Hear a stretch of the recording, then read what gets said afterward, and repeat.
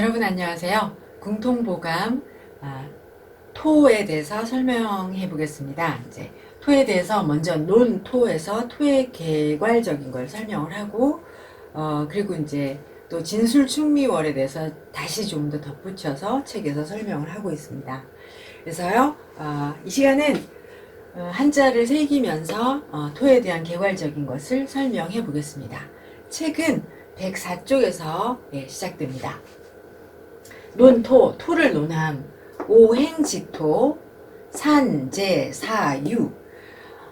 오행의 토는 산, 흩어져 있다. 여기서 이제 제는요, 어디 어디에라는 이제 일종의 전치사의 역할을 하고 있어요. 그래서 사유에 흩어져 있다. 그러면 이제 이 사유라는 것이 사유는 내 방향인데요. 내 방향인데 정동서남북을 의미하는 것이 아니라 사계절의 끝에 있는 방향을 의미합니다. 그냥 그림을 그리지 않고 쉽게 말하면 동북, 동남, 그 다음에 서남, 서북 이렇게 네 귀퉁이에 있는 것을 사유라고 해요. 그럼 우리는 이것을 사유라는 것이 네 가지 방향인데 이거를 그냥 사계절이라고 설명을 하겠습니다. 그러면 다시 오행의 토는 사계절에 흩어져 있다 이렇게 이제 해석을 하면 되겠지요. 고로 금목수화 의 성상 사시 개 유용 유기자 화사유야 수왕자야. 여기까지 먼저 하겠습니다. 오행의 토는 네 계절의 끝에 흩어져 있는데 그러므로 금과 목과 수, 화 그러니까 토를 제외한 네 개의 이 사행이 의지하여 상을 이룬다, 형태를 이룬다 인 거죠. 그러면은 모든 오행 중에 모든 오행이 토에 의해서 토에 의지하고 그리고 토로 인해서 형상을 이루고 토로 인해서 변화를 하는 것입니다. 여기서 이제 시는 제가 책의 각주에서 달았는데요. 이 사시는 그러면 이 사시라는 것이 이제 앞에 있는 이 오행의 토가 다 흩어져 있어서 의지하고 네 오행이 의지하고 상을 이루는 이 사시는 다 유용유기자 쓰는 것과 꺼리는 것이 있다는 것이다. 사계절이 다 쓰는 것과 꺼리는 것이 있으니 화는 유에서 사하고 수는 자에서 왕하다입니다. 그럼 여기서 화가 유에서 사한다라는 것 여기서 표현은 12운성이에요. 그래서 화라는 것이 이제 12운성에서는 인에서 생을 하잖아요. 그래서 인묘진 하면 생욕대 녹왕세 이렇게 지나가는데 이 화라는 것이 이제 유에 가면 유의 사가 되죠. 그러면 수는 이제 그러니까 가을의 시작인 신에서부터 생욕대 녹왕세 해서 자라는 자의 계절에 오면 수는 왕이 되는 거거든요. 그래서 여기서 하는 말은 이제 12운성을 표현하는 겁니다. 그럼 여기서 왜 12운성을 표현했나? 라는 것은 그냥 이 모든 오행이라는 것이 네 개의 오행이 토에다 다 의지를 하는 것인데 여기서 이제 화와 수가 토에게 이제 중요한 오행이니까 이렇게 설명을 하고 있다 이렇게 보겠습니다. 그 다음에요. 개, 토, 뢰, 화, 운, 화사 즉 토수 토, 희, 수, 재 여기까지 먼저 하겠습니다. 일단 여기 더 끊었어야 되는데 개가요 무릇입니다. 그러니까 무릇 토는 의지하는데 화의 운행에 의지한다 이렇게 해석을 해도 돼요. 화의 운용에 의지하고 이렇게 해석해도 되고요. 토는 화에 의지하여 운행한다 이렇게 해석을 해도 뭐 별 무리는 없습니다. 그러면 대개 토는 화의 운용에 의지하니 화가 사하면 곧 토는 수이다.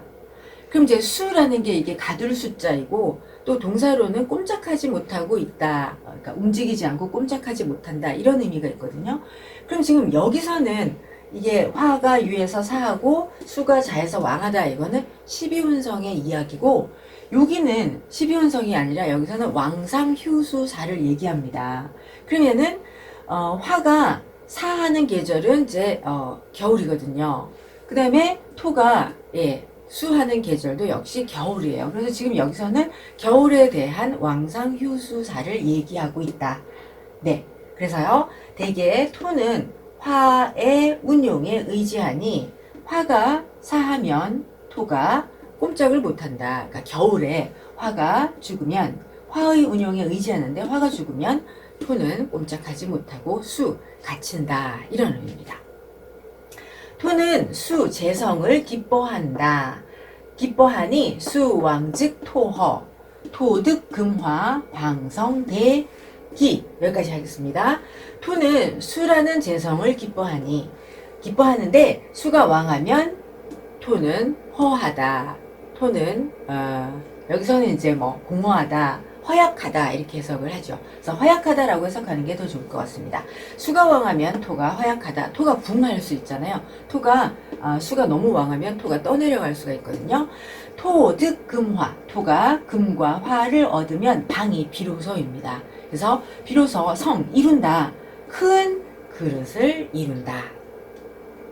토고 무귀 공야회진 토취즉체 토산 즉경. 여기까지 먼저 하겠습니다. 토가 고하면 토가 높다라는 뜻이잖아요. 그래서 토가 높으면 귀하지 않고, 공하면 헛되이 부질없이 이렇게 해석하겠습니다. 부질없이 일으킨다. 이게 일으킬 야자예요.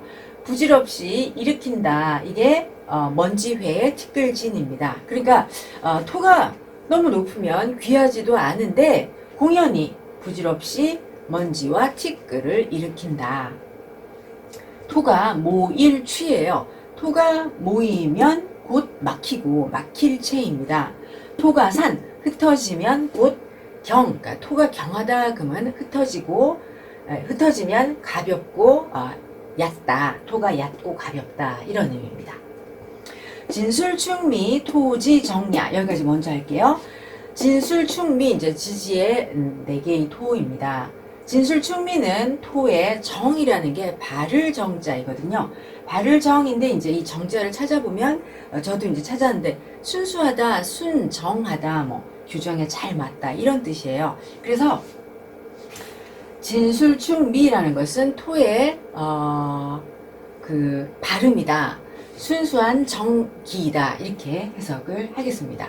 그럼 이제 우리가 먼저 토라는 거를, 토가 이제 사계절의 맨 끝에 차지하고 있잖아요. 임묘진, 사오미, 신유술, 해자축 이렇게 사계절의 끝에서 왕성하게 이제 작용을 해요. 그러면은 이 토가 사계절의 끝에서 하는 역할은 오행의 순환 상생을 돕는 거거든요. 그래서 토라는 것이 사계절 모두에 언제나 작용을 하는데, 여기 위에서 말한 것처럼 토가 뭉치면 귀하게 쓰이고, 또 근데 토가 흩어지면 이제 쓰임이 없는 거죠. 또 토가 지나치게 많으면 토가 다른 오행의 쓰임을 방해합니다. 또 토가 너무 적으면 다른 오행이 변화를 해야 하는 힘을 실어줘야 되는데 다른 오행의 변화를 주도하지 못하는 거죠. 왜냐하면 이 목화금수는 금목수화는 스스로 변화를 주도하지 못하고 언제나 토에 의지해서 변화를 주도하고 형상을 이루거든요. 그래서 이제 토가 이 네 오행의 그 변화와 형태를 주관하는데 되게 중요한 역할을 한다라는 것. 그리고 또 하나는 이제 토는 화라는 걸 보고 그 토의 왕세를 살피잖아요. 그래서 토가 화를 얻으면 이제 토가 기운이 생동하고, 또 화의 기세가 약하면 토의 기세가 역시 기세를 잃게 됩니다. 또 이제 토는 수를 얻어야 옥토가 됩니다. 그래서 토가 이제 뭐 수가 너무 많으면 토가 음습하고, 또 수가 부족하면 땅이 마르겠죠. 그럼 건조한 토가 돼서 만물이 생동하기가 어렵습니다. 그래서 이제 이 진술충미라는 것이 다시 이제 설명이 나오는데, 진술충미라는 것은 토의 순수한 기다, 이렇게 이제 해석을 하겠습니다. 그래서 진술충미라는 이 토가 토의 순수한 기인데, 분양, 음과 양으로 나뉘고, 그 다음 걸 이제 해석을 하는데요. 이럴 때 주는 이 진술충미가 주관하는 것을 얘기해요. 근데 이 진술충미는 주관하면 이 네 가지의 기능이 다 다르잖아요. 그래서 다시 하겠습니다. 진술충미는 토의 순수한 기이다. 음과 양으로 나누어지고, 주관하면 부동, 같지 않다. 그 주관하는 것이 역할이 같지 않다. 진유, 복수, 미유, 닉목, 자양만물, 춘하위공 까지가 이제 하나입니다. 그럼요, 진술충미는 분은 분양, 음과 양으로 나누면서 진술충미가 주관하는 것이 서로 부동, 같지가 않다. 그러면서 이제 진에 대한 설명이 나오는 것이죠. 진은 복이라는 게 감출복입니다. 그래서 진은 수를 품고 있고 라고 해석해도 되고, 감추고 있고, 진은 수를 감추고 있고, 미는 이게 숨길 닉이에요. 은닉할 때 닉자거든요. 그래서 미는 목을 감추고 있고, 미는 목을 감추고 있어서 이 진과 미 둘은 자양만물, 만물을 기르니 춘하는 공이 된다. 그러니까 진토와 미토는 만물을, 수를 품고 목을 품어서 만물을 기르니 춘하의 공이 된다. 술, 유, 장화, 감출장자이죠. 축, 유, 은검, 이게 은도 숨길 은자입니다. 추, 화, 동금, 숙살, 만물. 여기까지 하겠습니다.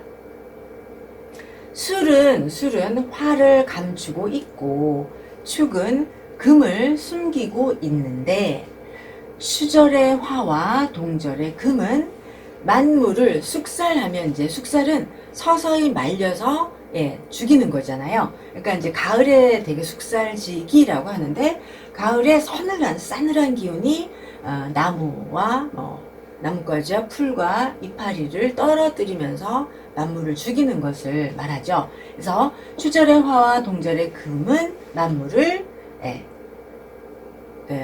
생명의 기운을 없어서 만물을 시들어 죽게 한다. 토, 취, 진미, 위, 귀. 취, 축술, 불, 위, 귀. 시, 토의 진미. 이, 불의 축술, 야, 명의. 여기까지 하겠습니다. 토가 모여서 진과 미는 귀하다. 그러니까 토가 모였는데 그것이 진과 미이면 귀하고, 취, 모였는데 축과 술이면 불위귀, 귀하지가 않다. 시, 이는 토가 사랑한다. 토가 진과 미를 사랑하고, 그리고 불에 사랑하지 않아요. 좋아하지 않는다. 축과 술을 좋아하지 않는다는 이것이 명의, 분명하다. 약, 갱, 오행, 유기, 인명봉지, 전산, 무비, 만년, 부기, 유유. 여기까지 보겠습니다. 만약, 이걸 이제 고칠경이라고도 읽고 다시 갱이라고 읽는데요. 그냥 다시 이렇게 하겠습니다. 만약 다시 되풀이해서 오행의 기운이 있고, 오행이 유기하고, 사람의 명이 그것을 만나면 전답과 재산이 비할 바가 없다. 네. 그래서 이제 그 토의 오행이 유기해서 사주가 이런 상태가 되면은, 만년까지 안 했네요. 전답과 재산이 비할 바가 없고, 말년에 부기가 유유라는 것은 이제 유자는 멀 유자인데요. 이 유라는 것이 하나의 수거처럼 의태어로 많은 모양을 나타냅니다. 약, 토, 태, 실, 무수, 조즉, 불화, 무목즉, 불통. 여기까지 하겠습니다. 불소통입니다. 소고요. 통자는 다음 페이지에 있을 거예요. 만약 토가 지나치고 그리고 실제로 수가 없어서 건조하면 불화, 조화롭지 못하고 목이 없으면 불소통, 소통되지 못한다. 페이지를 넘길게요. 불소통, 소통되지 못한다. 토견화 즉 초, 여명다 불생장. 여기까지 먼저 하겠습니다. 토가 화를 만나면 거스른다인데요. 이제 토가 거스르다라는 거, 그러니까 거을릴 초인데, 그러면 이것이 메마른다 이렇게 해석을 하면 좋겠어요. 그래서 토가 화를 만나면 메마르니, 바싹 메마르니, 여자 사주는 많이들 불생장, 생도 못하고 장도 못한다. 그러니까 낳고 장 기르지를 못한다. 그러니까 이제 여자의 사주에 토가 화를 보아서 토 자체가 메말르면 여자가 아이를 낳아서 잘 기르지 못한다. 네, 이렇게 풀이합니다. 토왕 사계 유 술토곤약 술 다 위인 호투 다 갑수. 여기까지 먼저 하겠습니다. 토는 네 계절의 끝입니다. 여러분 이제 계절을 얘기할 때 한자에서는 초봄 그러면 맹춘 그러고요. 그다음에 초봄 그다음에 중춘 그다음에 개춘 이렇게 해서요. 맹중개라고 할 때 이 개는 계절의 끝을 말하거든요. 그래서요. 토는 네 계절의 끝에서, 그러니까 사계절의 이런 뜻이 아니고 토는 왕하다. 네 계절의 끝에서 왕하다. 토는 네 계절의 마지막에서 왕성한데 오직 유자입니다. 오직 술토는 곤약 하면 이제 피곤하다 이렇게 해석해도 되고요. 지치다 라고 해석을 합니다. 그래서 오직 술토만이 지치고 허약하다. 이거를 왜 이렇게 표현을 했는지 사실은 이제 근거가 많지가 않은데 여기서는 이렇게 설명을 하고 있습니다. 술토가 많으면 위인이면 사람됨이 이렇게 해석을 하면 되거든요. 술토가 많으면 사람됨이 싸우는 걸 좋아하고 다 졸수예요. 그러니까 술토가 많으면 사람이 잠이 많다고 합니다. 그래서 다시요. 오직 술토만 지치고 허약하다. 술토가 많으면 사람됨이 싸우는 걸 좋아하고 호전적이고 그리고 잠이 많다. 여기까지 하겠습니다. 진미 인 호식, 축인, 청성, 축위간토, 유계수능, 윤이고. 끝까지 할게요.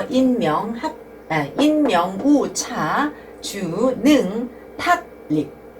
이제 진토하고 미토에 대한 설명이죠. 그래서 진과 미는 사람이 어떠냐면 먹는 걸 좋아한답니다. 그래서 진과 미는 사람이 먹는 것을 좋아한다. 축은 사람이 맑을 청자이고요. 살필 성자예요. 그래서 축은 원래 축토라는 것이 어디에 있던 약간 철학적인 성향들이 사람이 있고 그런 면이 있잖아요. 그래서 축은 사람이 맑고 그다음에 자신을 성찰을 한다. 축은 간토, 딱딱한 토이고 간토가 딱딱한 토인데 개수가 있으면 능히 개수가 있으면 윤택하고 그리고 기름질 고자입니다. 그러니까 이제 축토의 개수가 있으면 토가 윤택해지고 기름진 토가 될 수 있다. 사람의 명이 이런 상태를 만나면 그러니까 이제 축토를 만났을 때 개수가 있는 이런 상태를 만났으면 사주의 주인은 능히 탁립이라는 요 탁립은요 우뚝 솟다입니다. 이 탁립이 이제 수거로 우뚝 솟다인데 무리 중에 뛰어나다 이렇게 해석을 하면 되겠죠. 그러니까 사람의 명이 이렇게 이를 만나면 사주의 주인은 무리 중에 특별히 뛰어날 수 있다. 이렇게 이제 설명을 하는 것이죠.